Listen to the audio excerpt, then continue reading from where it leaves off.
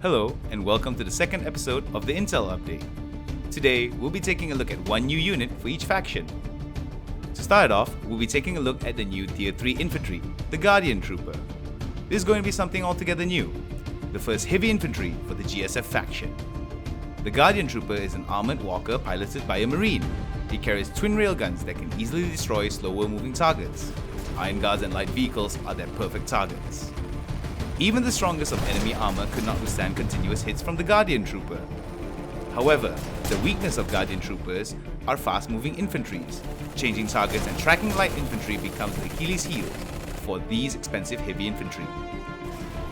If you cannot close the distance fast enough, simply overwhelming them with multiple light tanks works as well, since the Omicron can manage to absorb a decent amount of hits from them. One final note on the Guardian Troopers is that these units are considered as mechanical. This means that they can be repaired by engineers and officers. While this seems like an advantage, remember that this also means that they are vulnerable to debuffs from enemy weapons and abilities. Next up is the Knight Protocol for the Iron Guard.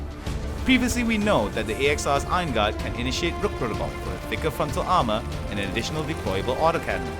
With today's edition, Knight Protocol will be available. With this new upgrade, it allows the Iron Guard to equip a heavy cannon, turning it into a literal walking tank. Although the Knight Iron Guard doesn't have as much hit points as the Rook counterpart, the superior firepower more than makes up for this deficiency. The powerful cannon attached to its arm can fire several consecutive high explosive shells before needing to reload. As the weapon deals explosive damage, it's a highly versatile weapon, allowing it to deal with multiple types of targets. Another highlight to this new protocol upgrade is its agility. With a higher movement speed, it can get in and out of combat much faster. Additionally, it also has a range of melee attacks to engage the enemy with. While the new units are a great addition, let's move on to the next section on weapons.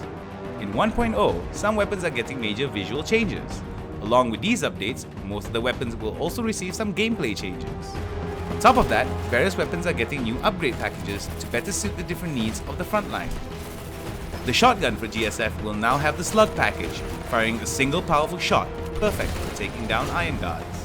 The flux package for the XM13 provides a better spread and a reflex sight, making the weapon better at taking out smaller groups of infantry. On the other hand, the XM45 will get a pulse round package, decreasing the weapon damage but will disrupt enemy officers, disabling their shields and battlesuit abilities temporarily.